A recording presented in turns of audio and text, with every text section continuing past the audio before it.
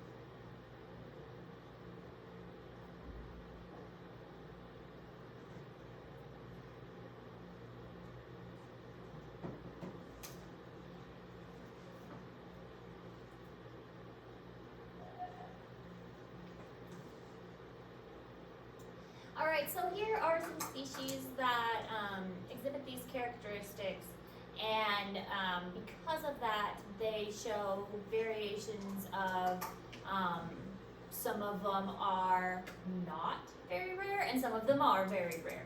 So a house sparrow, these are all over the place. House sparrows and dandelions. Do you really think a dandelion is rare?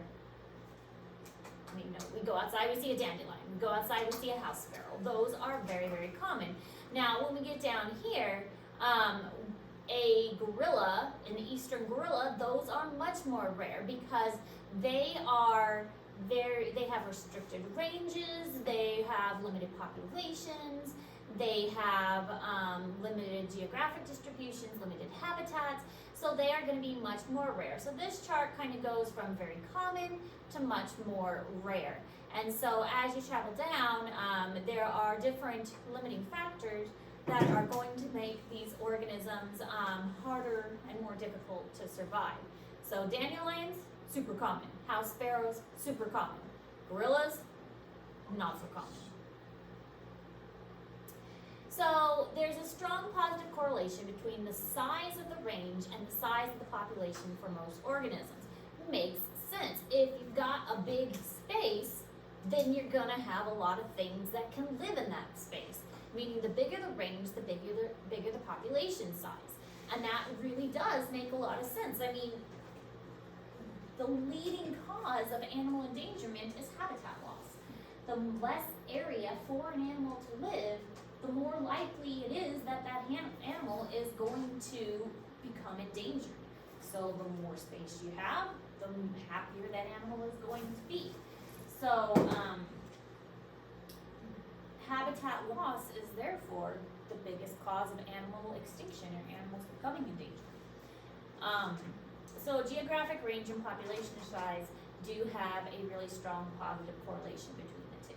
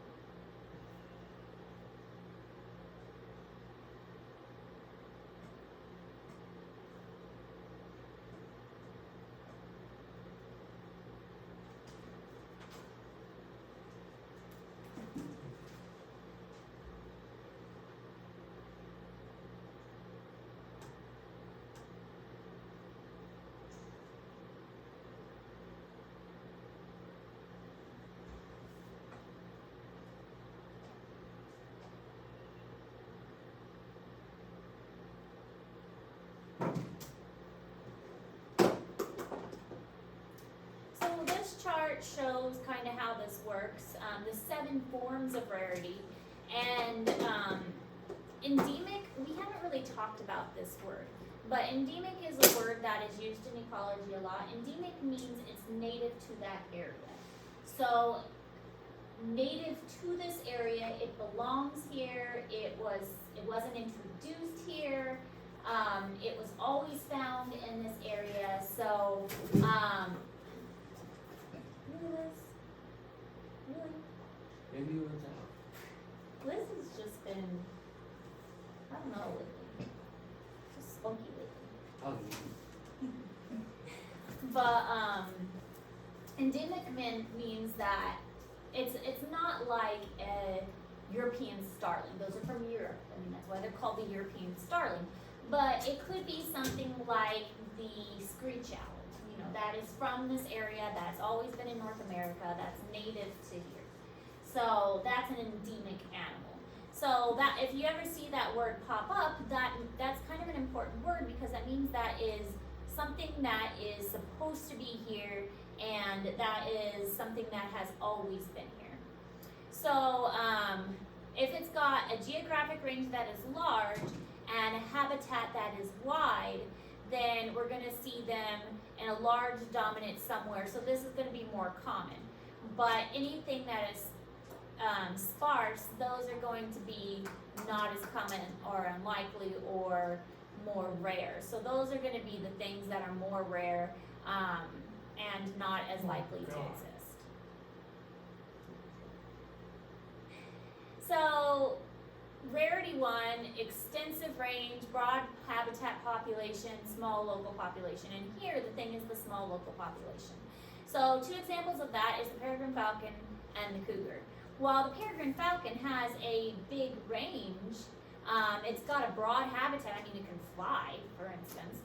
Range circles the northern hemisphere. Broad habitat tolerances, it can tolerate a lot of conditions.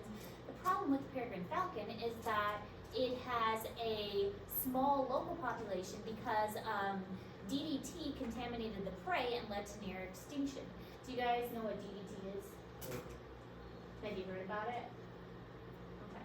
So DDT was a really important chemical, and this led to a whole book. It was called Silent Spring. Rachel Carson. Rachel Carson was the book that wrote Silent Spring. Rachel Carson is the one that brought to light about DDT. DDT was this chemical that I think it was the 60s, and the government and a lot of pesticide companies were like, oh, this is so safe, let's just spray it on everybody. Let's spray it on our children. Let's spray it on our crops. Let's spray it everywhere. It's the safe pesticide, and let's just spray it on our, whether you want it to or not. So they would like spray it on people's fields even when people didn't want them to. And the government just enforced it, and they sprayed it on everything. And then, over time, they started noticing all kinds of issues. And they didn't realize what it was. And then Rachel Carson was the one who wrote the book, and she started to bring to light what was going on. It was something called biological magnification. With biological magnification, what they realized was that DDT, this chemical, was building up in the environment. So yes, it was killing the insects, but the animals that were eating the insects were getting that DDT chemical built up in their system. So say that the insects were dying, and then a frog was eating those insects, and then a fish was eating the frog, and then an eagle was eating the fish. And each level you move up that food chain, remember we learned that food chain, by the time you get to that top level, it was really building up. And so eagles and peregrine falcons were both dealing with this problem. The eagles especially, this is how the eagles became endangered. They were laying eggs, but their eggs weren't hatching because the eggs had very brittle shells. So when the females were trying to sit on the eggs were cracking because the shells weren't hard enough. So the females were trying to take care of the eggs, but the shells were too brittle because they had too much DDT built up in their system.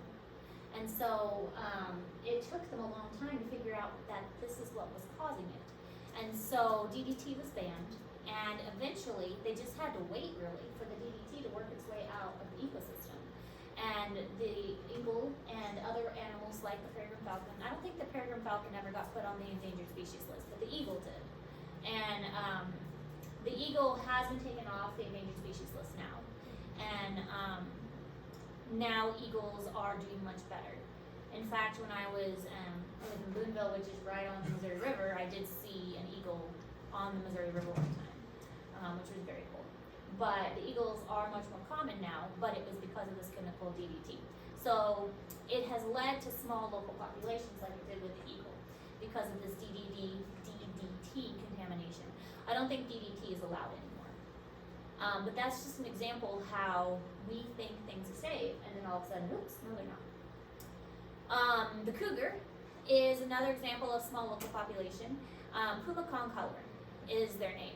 They have a broad habitat range, wide distribution, but cougars have a bad reputation, so they're often the target of hunters. And the thing with cougars is they are solitary for the most part, and when people see them, they flip out. And so people will catch them on like cameras at night that are like activated cameras, and they'll see a cougar, and they are mountain lions, another name for them, and they will flip out. And usually it's a solitary male who is roaming, trying to find a new territory. And now, like a lot of wildlife and parks people or conservation people, it's exciting because they think, oh good, the cougar's coming back because that will help keep the deer population in check and it's a healthy thing. But a lot of people still have misconceptions about them that they're dangerous, they're aggressive, and things like that. So people still want to hunt them. So in this case, rarity 2, extensive range, large populations, but narrow habitat tolerance. And a good example of that, the passenger pigeon. Ranged throughout eastern North America, population in the billions. They were so big that they blocked out the sky. Required large virgin forest for nesting, logging and hunting led to extinction. So what they found out with the passenger pigeon, and I think we mentioned this before, is they required certain conditions for breeding. And if they didn't have those certain conditions, then they were not able to breed. And one of the things they required was they needed a large population to breed. So as their population started thinning, they were just not capable of reproducing because they didn't have those large populations. So they needed the large forest, but they also needed just large populations in general. The gray whale, broadly distributed in the ocean, must migrate to satisfy energy demands, so they had narrow habitat tolerance. And habitats near shores made them easy to hunt. Another rarity, which was restricted range, narrow habitat tolerance, and small populations, the California condor, eastern gorilla, and giant pandas. We've already talked about the giant pandas. California condor, another large bird that is, I can't remember if they are still endangered or not. Eastern gorilla, of course, is endangered. Most large primates are. Alright, so that was the last times that we didn't finish up. And then we did finish up the bottleneck genes ferret lab. Any questions on that? Okay, so we'll continue with today's, which is really the population dynamic stuff. And this stuff will help make sense of the assignment that you were doing, although it seems like you all were doing pretty well with the assignment anyways. Liz likes Chromebooks. So this will help kind of feed into the population assignment that you were doing. So populations are in continuous flux. They are dynamic. They are not holding still. They're constantly moving. That's why they're called population dynamics. And it's concerned with factors influencing expansion, decline, and maintenance. So this equation, we are not going to have to do much with this equation, but this equation helps to predict how populations change. So on that assignment that you guys were working with, you saw that chart and how the chart changed over time. And this is how they were able to predict and make those predictions about how the population changed. And that's because they could predict the births, the deaths, and then like the species coming in and the species going out. So they were able to predict to 2050 what our population would look like. Now obviously that's not 100% correct, but it is a, fairly decent and a logical guess. So it wasn't just, pulled out of the blue. It was done with math.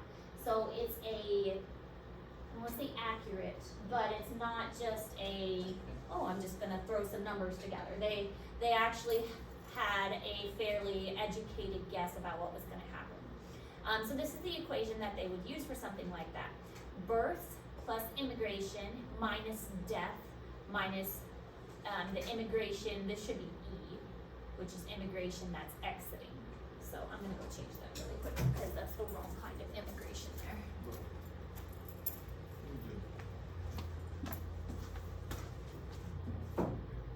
This should be an E. And I think that's only one in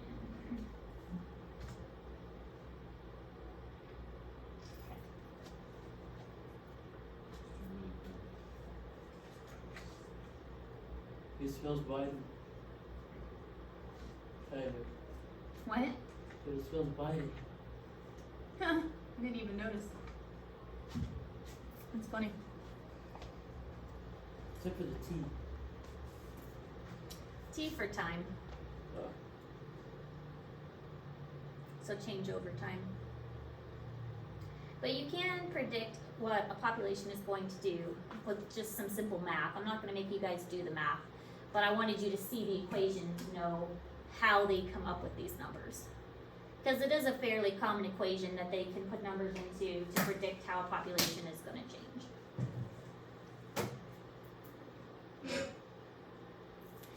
All right, so honeybees. Oh, did you not get it? Take notes. Liz, are you causing trouble? Come here, Liz. He's trying to work here. What are you doing? I'm gonna go bother Luke now. I'm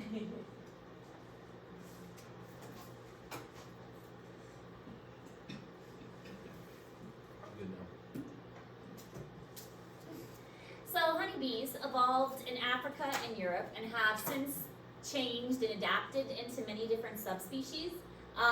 There is an Africanized honeybee. I don't know if you guys maybe too young to remember.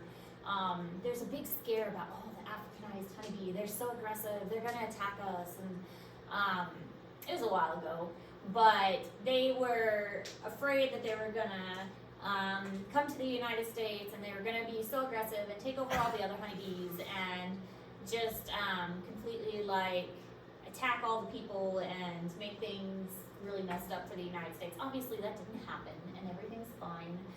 Just all those doomsday people. But the Africanized honeybees were a larger species. They were more aggressive, but they did disperse much faster than the European honeybees. And within 30 years, they occupied most of South America, Mexico, and pretty much all of Central America. So they are a species that moved faster. And some populations do spread and move faster than other populations. So this kind of shows the expansion of them. So they started over here like a population of them, and they did gradually go up. I mean, they are expanding into the United States, but they might overpower some of the native honeybees, but it is possible that they can live in harmony with the species that we already have here. So should we freak out? No. It's going to be okay. So dispersal is a way that species can change and populations can change. Dispersal can increase or decrease local population densities. Basically, it's immigration is exiting. So if it starts with an E, think exit. E for exit. Immigration that starts with an I, think they're going into a population. If it starts with an I, they're going into a population.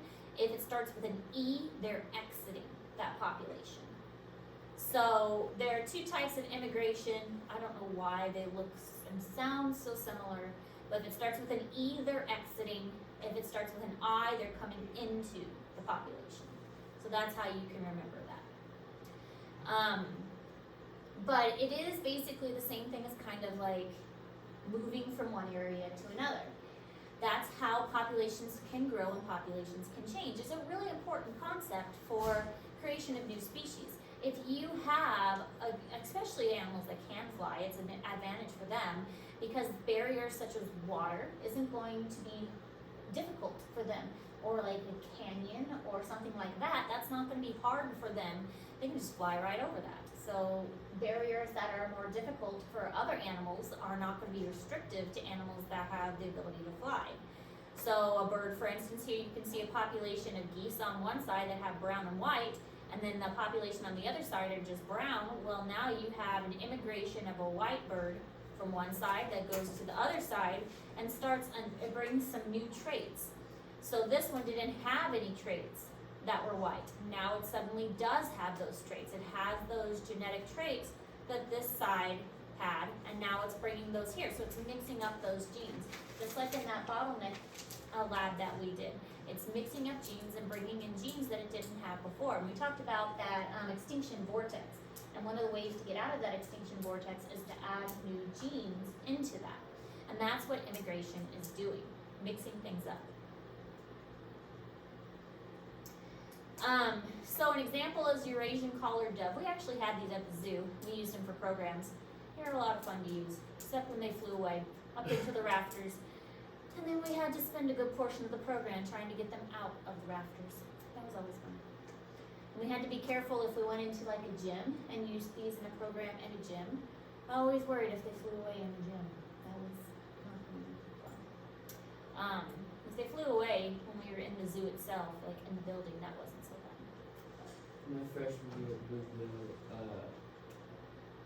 my history teacher had me go get a net for one of the science rooms because there was a bird in his ceiling.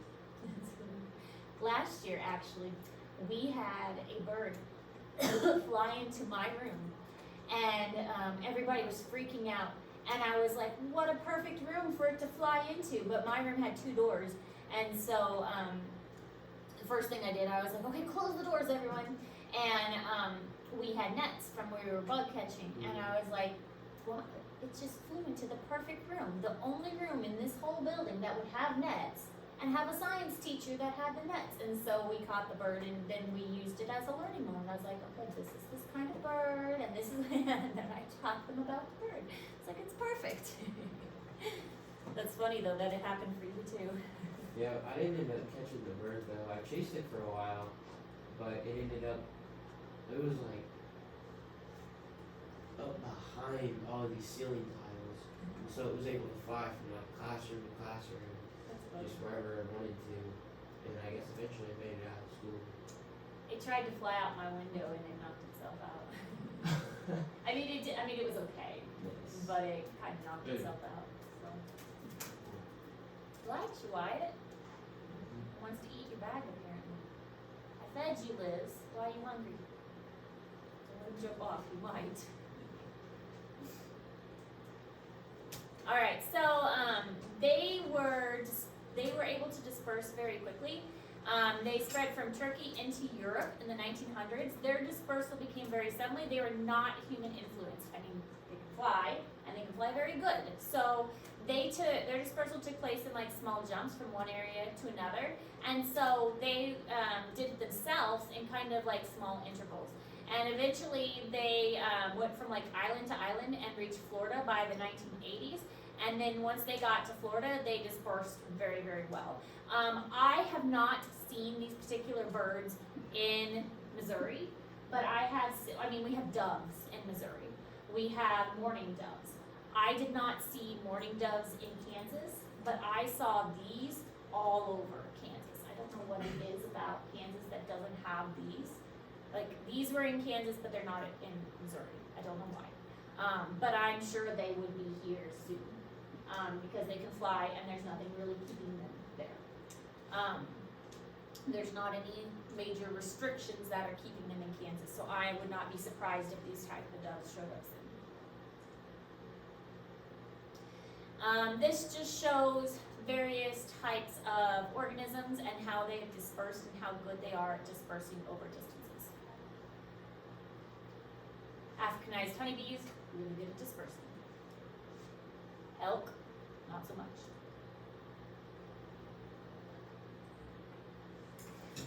So dispersal in response to changing food supplies. So food and predator and prey have a major role in how the animal is going to respond to that and how they're going to move from one area to another. Increased prey densities lead to increased density of predators. This is really interesting. There's a lot of back and forth with this. It makes sense that prey availability may lead to higher reproductive success of the predators. So think about it like this. You've got a lot of rabbits. Okay, so there's a lot of rabbits. There's gonna be a lot of foxes that eat the rabbits. So suddenly, now all the foxes are happy and healthy. So you're going to have a lot of fox cubs the next year. Well, now you got a lot of foxes. So now the foxes have to eat. So they're gonna eat more rabbits. That means there are less rabbits to reproduce. So what's gonna happen to the rabbit population? If there's more foxes to eat them, it's gonna plummet. And so that means suddenly now the foxes don't have as much to eat, So now the foxes are gonna plummet too. And so what we see happening is there's a back and forth between the predator and the prey, and this just happens naturally. There's Like a teeter-totter. yeah, exactly. Because they can't really balance each other out. It just happens. Because as the prey rises, the predators naturally follow. And as the prey falls, the predators naturally follow too. It's just a natural thing in nature that goes back and forth. Because more prey, predators are gonna eat them.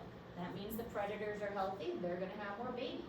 More babies, predators, mean that there's more mouths to feed, which means more rabbits are gonna be eaten, which means that suddenly there's not enough food for the predators, which means not enough for them to eat, which means suddenly, oh look, now there's not as much foxes, more baby rabbits. And it's just a teeter-totter, it goes back and forth. It's a continuous thing, it's natural, it's always been that way, and it's always gonna continue to be that way. Every now and then, one of them, it's called an arms race. One of them might get a leg up on the other. Maybe the rabbit gets a little bit better camouflage. So maybe the fox gets a little bit better at vision. And so over time, they get a little bit better at different things. That's how the pronghorn gets even faster. And so what is the pronghorn? Mountain lion? The mountain lion gets better camouflage so he can sneaks up on the pronghorn better.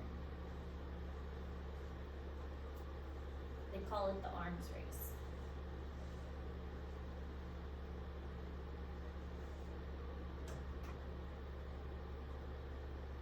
So this is what the table looks like. This is using kestrels and owls following a vole density. So voles are like little insectivores, kind of like shrews, if you know what shrews are. Shrews and voles are the shrews and voles and moles. They're all kind of in the same group. They eat insects. They have pointy noses. So the voles are blue and their predators are red. So as you can see, they follow each other. High prey leads to high predators. One plummets, the other plummets. So they're both going back and forth. Back and forth. They follow each other very closely. And this is taking place over a long amount of time. So 1976 to 1988. So this is over like a 10-year period. But it's a natural occurrence. Okay. So we'll go ahead and stop there. We've got several more to go, but I don't want to have to rush this. We're getting into some more stuff, and I don't want to rush. This is a good place to stop. When we get to survivalship curves, we can go there tomorrow. So make sure your population analysis is done and your ferret is done. I'll probably give you guys a different assignment tomorrow since you're pretty close on those. Ferret.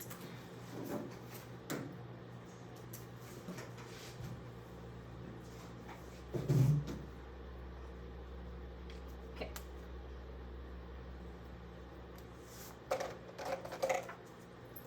We will start in with this tomorrow. Questions or anything so far? I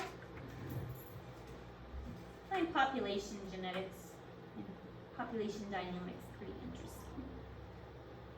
What slide did we stop at? We stopped at 107. Okay.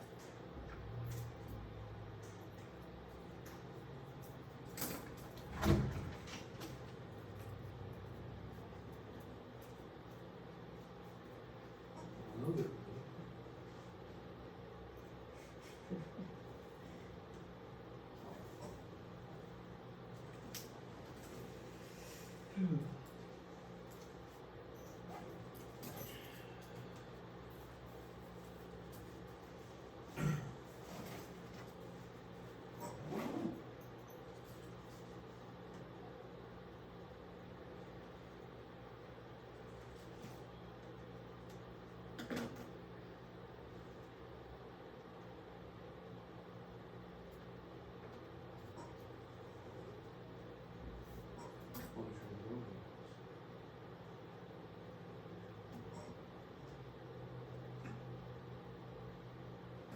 Telling you, erasable pens, best thing ever.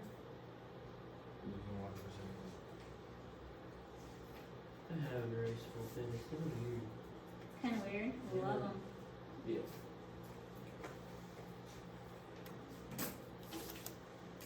Make erasable markers and erasable highlighters too.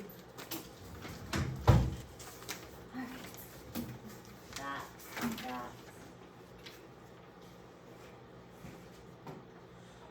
I need to figure out what your guys' next assignment is.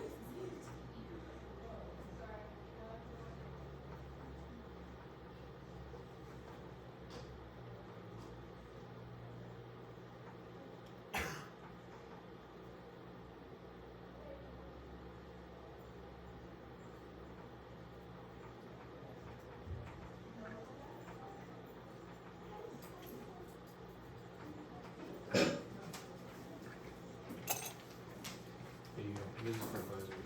Oh, okay, thank you. Am I good now? Yeah, that's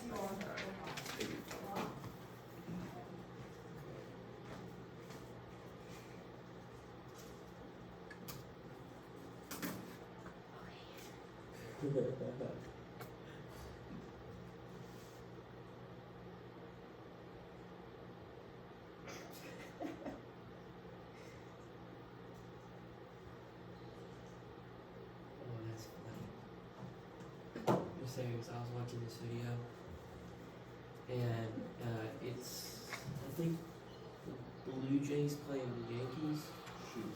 and the Blue Jays catcher looks over at the coach to get a sign for the pitch, and he looks over, and he gets the sign, he looks at his pitcher shaking his head, because he obviously didn't like the pitch, but he gets the sign anyway, and the pitcher throws the pitch, schwack, home run.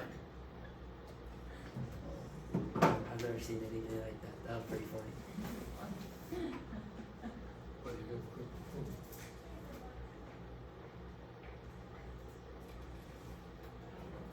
No. Not jumping off. He likes you, Wyatt. He's fun to you. Yeah, just not letting things off. I appreciate you not letting my lizard commit suicide. Okay. Do you know what these little cords are for? Is it self-defense? Where? Zach? Right here. They're supposed to be for self-defense. They get a little more pokey when he gets scared and he flares up. But right now they are obviously not super dangerous.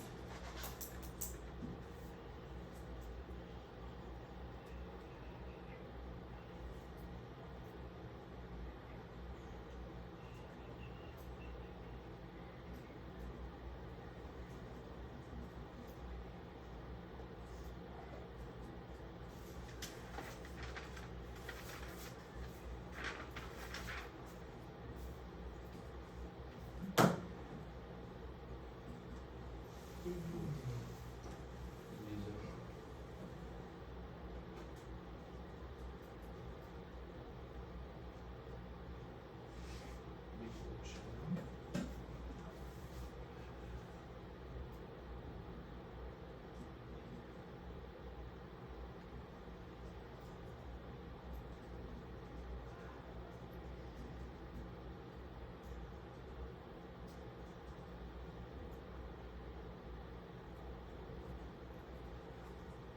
No. Listeners, have you ever seen what a harlequin shrimp looks like? Not, but with a name like that, I bet they're pretty decorative. They are. They only eat starfish. That is the only thing that they eat. Really? Yep. No, I gotta see.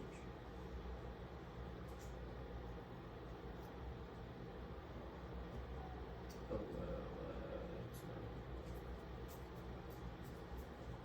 Yeah, here it is. It's kind of hard to tell what's what. But, that's a shrimp. Wow. That's crazy. That is really crazy. What is it called? But that's gotta be seven. Yeah, I think those are I think these two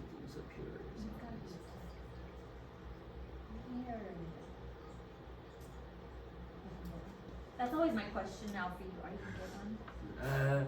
Like I want to, but with them having such a delicate diet, They only eat starfish. yeah, Yeah. I don't know where I would find just like, Food like that. yeah, because I could probably get like just a big starfish, and he could probably pick off that.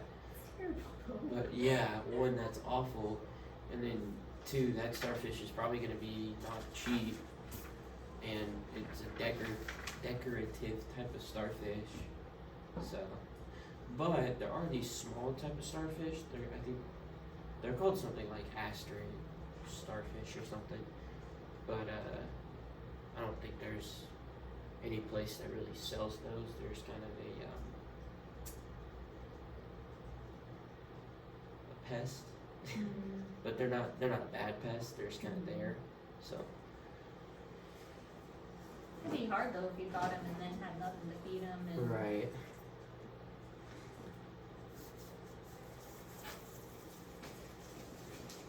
They do look really cool. Super cool. They even sell those things? Oh yeah.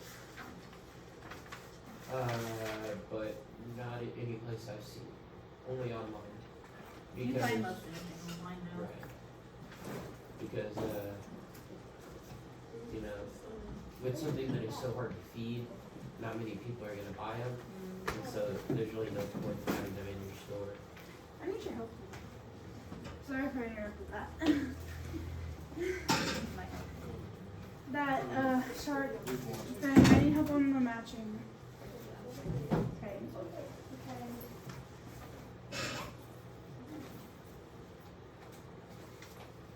Miss Hoffman, I don't think she's here today.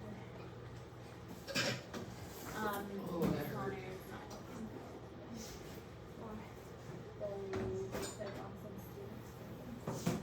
I was so sure on her. We are on 47 today. You guys want that? Today. So.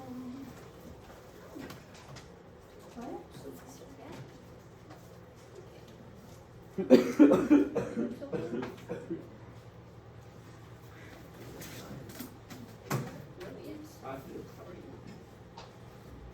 It's like every part of my body is just slowly starting to shrink.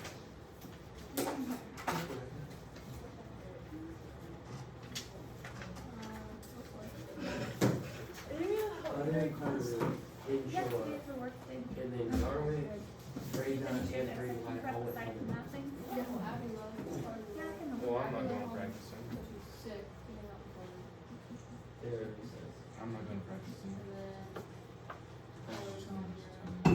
Well, I think both Bradens are showing back up for practice, which I don't know how legal that is. But I suppose I should do it. I mean, shoot, I missed an entire day. Only showed up for 7 hours because still haven't played JV.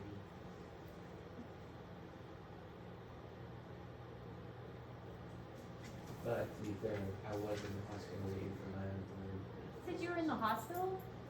Yeah, that was What just happened the to you? huh? What happened? That was just the day that I was with my sister. Oh, how's the baby doing? He's good. Yeah? Yeah, he went to a couple Super Bowl parties. Of course, right now he's at the point where everybody's passing him around. So, and they've got all sorts of crazy outfits for him. My little niece, she's 6 months now, and she's so grumpy though. I think I told you, I've never met a grumpier baby.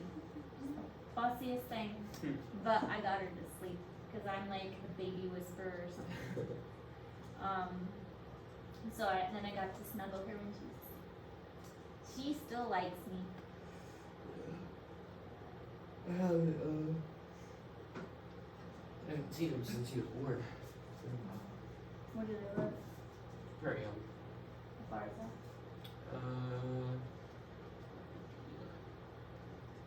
You know where the golf course is in Boonville? It's down that highway, I think like 10 miles. That's not too bad.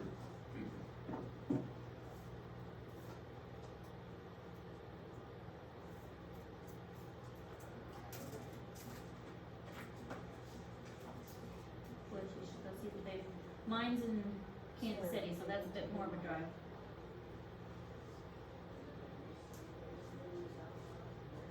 I might today. I'm going to help my cousin with his truck. He's building, so his friend just gave him a Ford F-350 dually, just gave it to him. But the entire engine was pretty much blown out. So Have to he's, redo it. yeah, so Bye, Wyatt. he swapped the engine and had to replace a whole bunch of parts. And he asked me if I wanted to help him. I Spanish said 2, sure. please come to the classroom first. Spanish It 2 is to fun. the classroom. Thank you. I got to help him Hi, Elaine. for the first day